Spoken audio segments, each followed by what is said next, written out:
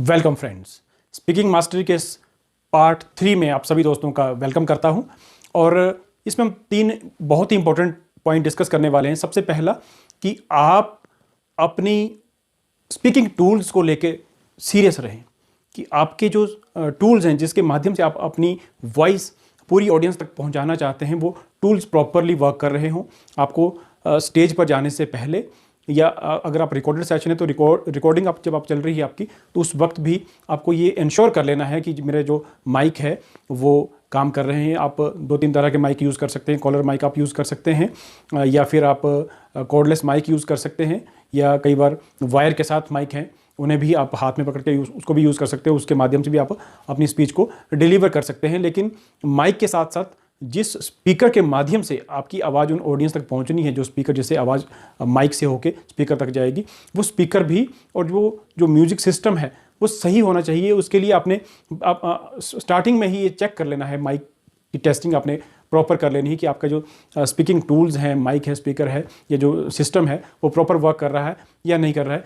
इस चीज़ का विशेष ध्यान रखना है, क्योंकि आपका कंटेंट कितना भी अच्छा होगा, कितना भी इंटरेस्टिंग, कितना भी इंफॉर्मेटिव, कितना भी इंस्पायरिंग हो, अगर वो ऑडियंस तक प्रॉपर नहीं पहुंच रहा है तो ऑडियंस को वो कंटेंट बिल्कुल ख़राब लगने वाला है और आपकी जो कंटेंट की क्वालिटी है वो डाउन हो जाएगी। आपको तो ये लगेगा कि मैं बड़ा अच्छा यहाँ से स्टेज से डिलीवर कर रहा हूँ, लेकिन जब वो किसी कॉन्फ्रेंस हॉल में लास्ट में बैठे हुए किसी इंसान को अगर आपकी आवाज़ प्रॉपर नहीं पहुंच पा रही है, तो उसके लिए वो वेबिनार जो है, वो सेमिनार जो है, वो कॉन्फ्रेंस जो है, वो फ्रूटफुल नहीं रहने वाली है।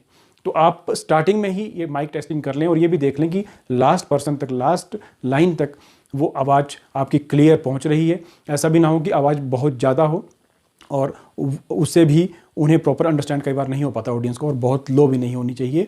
इसलिए उसको इस तरह से आप मैनेज करें कि आपकी आवाज़ बिल्कुल क्लियरली वहाँ पहुँचे और इको की प्रॉब्लम ना हो, क्योंकि अगर इको की प्रॉब्लम रहती है तो आवाज़ गूंजती है। आवाज़ के गूंजने से भी कई बार ऑडियंस डिस्टर्ब होती है। तो आपके स्पीकिंग टूल्स बिल्कुल सही हों, बेस्ट प्रॉपर वर्क कर रहे हो सभी टूल्स, इस बात का आपने विशेष ध्यान रखना है दोस्तों। सेकेंड है कि आप कई बार आपको ऐसी ऑडियंस बीच में मिलेगी जो कुछ क्वेश्चन भी आपसे करना चाहेगी। तो अगर आप उन क्वेश्चंस के आंसर बीच में उनको एक्सप्लेन करते हैं अपनी स्पीच के बीच में ही, तो हो सकता है कि उनके आसपास बैठी हुई ऑडियंस, उनके भी क्वेश्चंस हों। तो आपकी जो टाइमिंग है, जो स्पीच आपकी टाइमिंग है 1 आवर की, 2 आवर की जो स्पीच है, वो लंबी खींच सकती है और आपकी ऑडियंस बोर हो सकती है। और उनके जो कंटेंट आप उन तक पहुंचाना चाहते हैं उस पर्टिकुलर टाइम पीरियड के अंदर वो नहीं प्रॉपर्ली पहुंचा पाएंगे।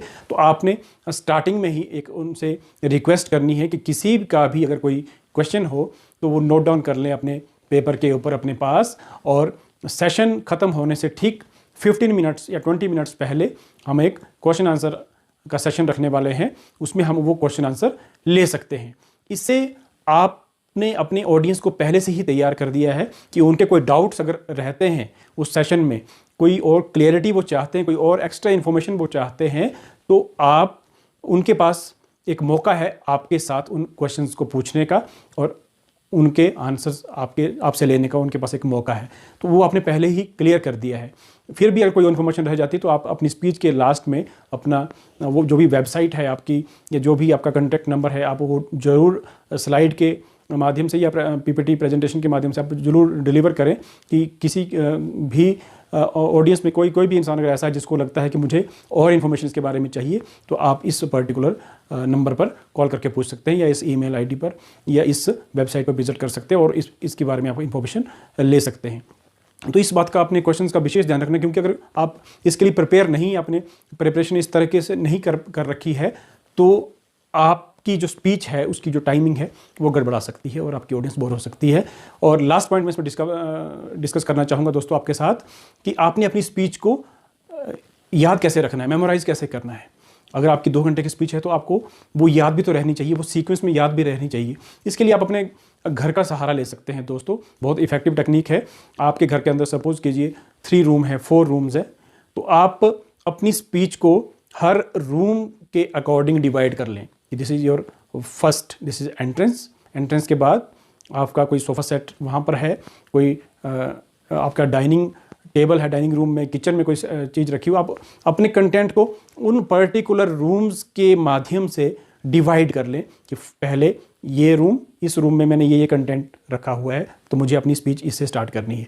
नेक्स्ट रूम में मैं जाऊँगा, इसमें मैंने ये कंटेंट रखा है। तो आपको अपने विजुलाइज होगा, जब आप स्टेज पर होंगे आपको विजुलाइज आपका घर होगा, उसके हर रूम आपके सामने आएंगे और हर रूम में आपने क्या कंटेंट, किस रूम में क्या कंटेंट रखा है, कैसे डिलीवर करना है, उस चीज़ को आपको डिलीवर करने में, वो चीज़ वस्तुएं आपको प्रेजेंट करने में वहाँ पर आसानी हो जाएगी, क्योंकि बैक ऑफ द माइंड आपने कोई और विजुअल इमेजेस आपने तैयार की हुई है, जो विजुअल इमेजेस आपको हेल्प करेंगी आपकी स्पीच को इफेक्टिवली प्रेजेंट करने में। क्योंकि जब आप इफेक्टिवली अपनी स्पीच को एक सीक्वेंस में, एक सिस्टम में बांध कर कनेक्ट करेंगे तो ऑडियंस तक वो चीज़ बिल्कुल सही तरीके से पहुंचेगी और ऑडियंस पूरी तरीके से उसे अंडरस्टैंड भी कर पाएंगी।